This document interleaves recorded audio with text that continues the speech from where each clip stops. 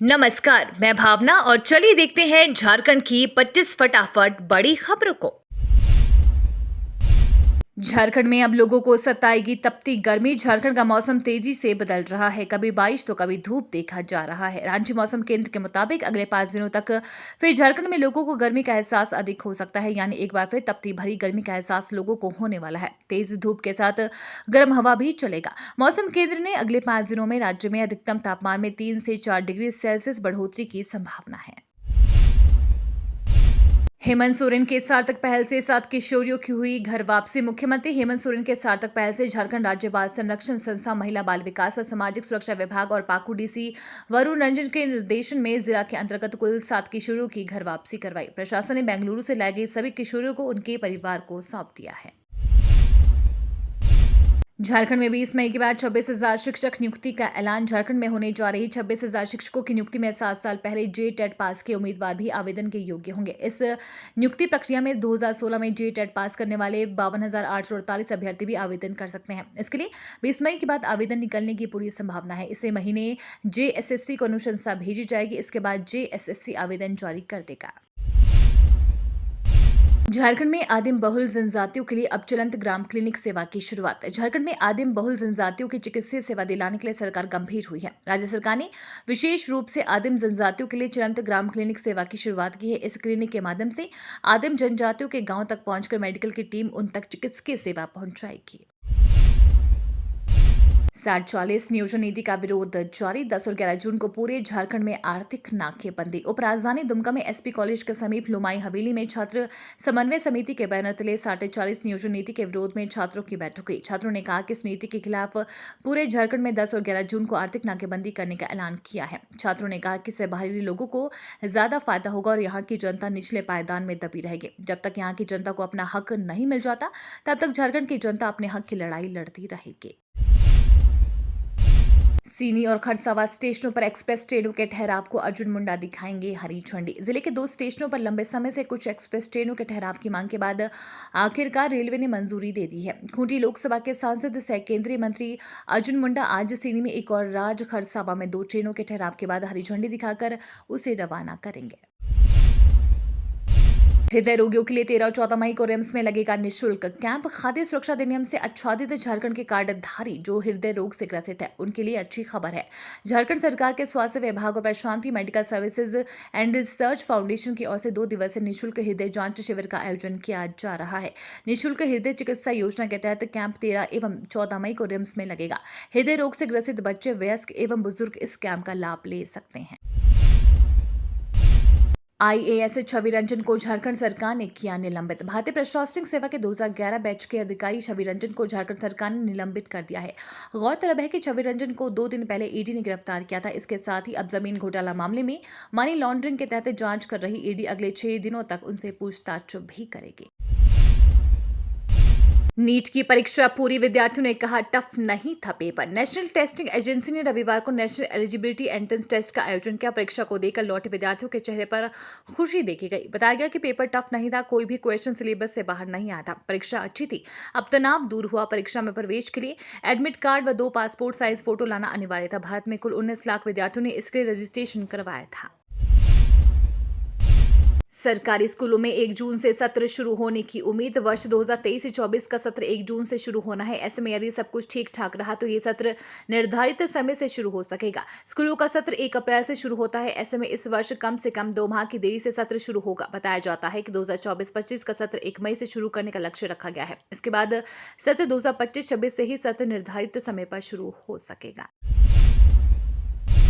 गुजरात ने लखनऊ को 56 रनों से हराया। इंडियन प्रीमियर लीग 2023 का 51वां मैच गुजरात टाइटंस और लखनऊ सुपर जॉयंट्स के बीच खेला गया। इस मैच में गुजरात ने पहले बल्लेबाजी करते हुए 20 ओवर में 2 विकेट के नुकसान पर 227 रन बना दिए। ऐसे में 228 रन के टारगेट का पीछा करते हुए लखनऊ 56 रन से हार गई। वहीं निर्धारित 20 ओवर में 7 विकेट पर 171 रन ही बना पाए। नीरज चोपड़ा ने फिर क्या कमाल, दोहा में डायमंड लीग जीत ली। ओलंपिक में गोल्ड मेडल जीतने वाले नीरज चोपड़ा ने एक बार फिर कमाल किया है। उन्होंने दोहा में हो रही डायमंड लीग जीत ली है। जेवलिन थ्रो खेल में ओलंपिक चैंपियन नीरज चोपड़ा ने वर्ष 2022 के सितंबर में स्विट्जरलैंड में आयोजित डायमंड लीग की ट्रॉफी जीती थी और इस बार बेहतरीन प्रदर्शन करते हुए दोहा में 88.67 मीटर दूर भाला फेंका। चोपड़ा ने अपने पहले ही प्रयास में 88.67 मीटर दूर भाला फेंका, जो उनके करियर का चौथा बेहतरीन प्रदर्शन है। वे अंतिम समय तक सूची में शीर्ष पर रहे। पीटर्स दोहा डायमंड लीग 2023 में तीसरे पायदान पर रहे, जबकि भारत के गोल्डन बॉय नीरज चोपड़ा ने बाजी मार ली।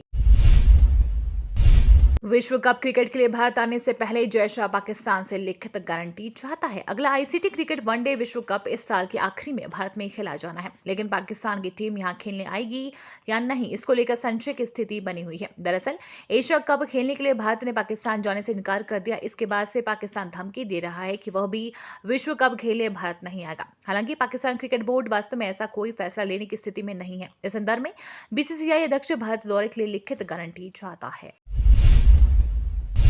जूनियर मिस इंडिया में मिस गॉर्जियस बनी झारखंड की हिमांशु। जामताड़ा शहर के न्यू टाउन निवासी Himanshu Shri junior miss India contest के फाइनल तक पहुंचकर मिस गॉर्जियस से सम्मानित हुई। ज्ञात हो कि पहले राज्य स्तर पर इस प्रतियोगिता का आयोजन रांची में किया गया था, फिर द्वितीय राउंड की प्रतियोगिता कोलकाता में आयोजित हुई और झारखंड का प्रतिनिधित्व करते हुए फाइनल के लिए मुंबई पहुंची, जहां पर इसको मिस गॉर्जियस से सम्मानित किया गया। 2024 की गणतंत्र दिवस परेड में सिर्फ महिलाएं करेंगे शिरकत। इस बार गणतंत्र दिवस पर एक नया इतिहास बनने जा रहा है। जानकारी के मुताबिक 26 जनवरी 2024 को कर्तव्य पथ पर परेड केवल महिलाएं करती दिखेंगी। यहां तक कि परेड, मार्चिंग दस्ता, झांकी, सांस्कृतिक प्रस्तुतियों में भी सिर्फ महिलाएं ही नजर आएंगे। रक्षा मंत्रालय के एक प्रस्ताव में कहा गया कि विस्तृत विचार विमर्श के बाद ये निर्णय लिया गया है कि गणतंत्र दिवस 2024 में महिलाओं की भागीदारी होगी। ईडीआईटी से झामुमो भी पस्त, ना कोई कार्यक्रम ना ही राजनीतिक अभियान। पिछले 1-1.5 साल से झारखंड में ईडीआईटी की कार्यवाही जारी है। भ्रष्टाचार और अनियमितता के नित नए मामले खुल रहे हैं। इससे सरकार तो परेशान है ही, उसकी मूल पार्टी झामुमो पर भी असर दिख रहा है। झामुमो का ना तो राज्य में कोई सांगठनिक कार्यक्रम चल रहा है और ना ही राजनीतिक अभियान। दिलचस्प ये भी है कि 1.5 वर्ष बाद भी पार्टी अपनी केंद्रीय कार्य समिति का विस्तार नहीं कर सकी है।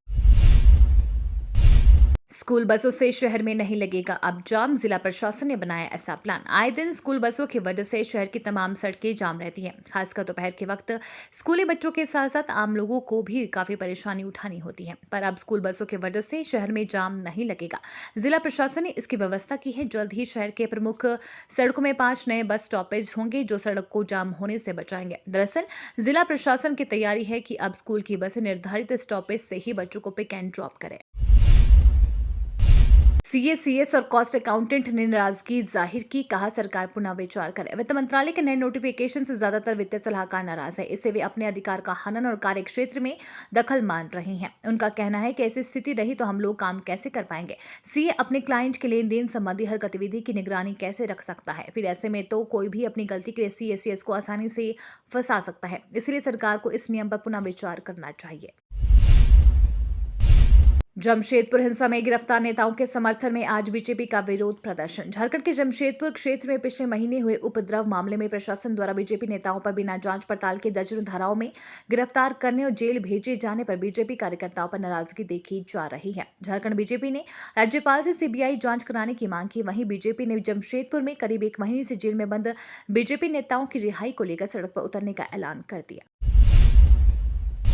मणिपुर हिंसा पर शशि थरूर का भाजपा पर वार, राज्य में राष्ट्रपति शासन लाने की मांग। कांग्रेस वरिष्ठ नेता शशि थरूर ने मणिपुर में चल रही हिंसा को लेकर भाजपा पर निशाना साधते हुए राज्य में राष्ट्रपति शासन लाने की मांग की है। उन्होंने कहा कि मणिपुर की जनता भाजपा को फिर से सत्ता में लाकर घोर विश्वासघात महसूस कर रही है। मणिपुर की जनता भाजपा को सत्ता में लाने के 1 साल बाद ही विश्वासघात महसूस कर रही है। यहाँ राष्ट्रपति शासन का समय है, क्योंकि राज्य सरकार इन परिस्थितियों के लिए फिलहाल तैयार नहीं है। सेवा मुक्त हुआ लैंडिंग पोत आईएनएस मगर, 36 साल तक दी उत्कृष्ट सेवा। भारतीय नौसेना के सबसे पुराने लैंडिंग पोत आईएनएस मगर को 36 साल तक उत्कृष्ट सेवाओं के बाद इसे सेवा मुक्त कर दिया गया है। यहाँ नौसेना बेस में आयोजित सूर्यास्त समारोह में कमांडर हेमंत वी सालूखे ने कमान में पोत को भी सेवा मुक्त किया है। इसे 16 नवंबर 1984 को लॉन्च किया गया था और 18 जुलाई 1987 को garden reach shipyard and engineers limited Kolkata में सेवा में शामिल किया गया था। कर्नाटक में भाजपा के लिए चुनाव प्रचार करेंगे एकनाथ शिंदे। महाराष्ट्र के मुख्यमंत्री और शिवसेना नेता एकनाथ शिंदे 10 मई को होने वाले कर्नाटक विधानसभा चुनाव में भारतीय जनता पार्टी के लिए प्रचार करेंगे। पार्टी सूत्रों ने बताया कि उडुपी पहुंचने से पहले शिंदे भी मंजुनाथ स्वामी मंदिर में दर्शन करेंगे। इसके बाद वो धर्मस्थल मंदिर के धर्माधिकारी वीरेंद्र हेगड़े से मुलाकात करेंगे। सूत्रों के मुताबिक मुख्यमंत्री उडुपी श्रीकृष्ण मंदिर में भी दर्शन करेंगे। सोमवार को महाराष्ट्र लौट आएंगे। देश भर में कोरोना के 2380 नए मामले दर्ज। Recovery rate 98.75%। भारत में कोरोना वायरस संक्रमण के 2380 नए मामले सामने आए हैं। कोरोना के नए मामले सामने आने के बाद देश में अभी तक संक्रमित हुए लोगों की संख्या बढ़कर 4,49,69,630 हो गई है। वहीं उपचाराधीन मरीजों की संख्या 30,041 से घटकर 27,212 रह गई है। वहीं केंद्रीय स्वास्थ्य मंत्रालय की ओर से रविवार सुबह 8 बजे जारी आंकड़ों के मुताबिक कोविड-19 से 15 और मरीजों की मौत के बाद भारत में कोरोना वायरस संक्रमण से जान गंवाने वालों की कुल संख्या लगभग 5,31,659 हो गई है।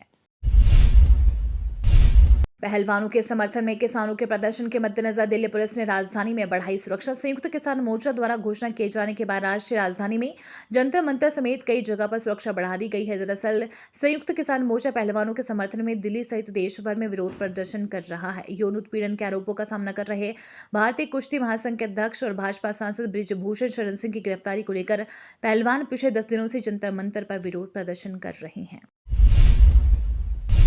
अमृतपाल सिंह का सरेंडर या गिरफ्तारी पर भगवंत मान ने दिया जवाब। सीएम मान ने बताया कि जब अमृतपाल के रोड़े गांव के गुरुद्वारे में पहुंचने की सूचना उन्हें मिली तो उनकी तरफ से पुलिस को गुरुद्वारे के अंदर जाने से मना किया गया, साथ ही कोई भी गोली चलाने से भी मना किया गया। इसके बाद अमृतपाल को मैसेज भेजा गया कि वो अब भागकर कहीं नहीं जा सकता, जिसके बाद अमृतपाल खुद गुरुद्वारे से बाहर आया और पुलिस को उसे अपनी गाड़ी में बिठाकर ले गए। सीएम मान ने कहा कि आप इसे अब सरेंडर या गिरफ्तारी कुछ भी कह सकते हैं। ये तो थी आज की बड़ी खबरें। अपने गांव या शहर की न्यूज देखने के लिए हमें कमेंट में जरूर बताएं कि आप न्यूज को कहां से देख रहे हैं।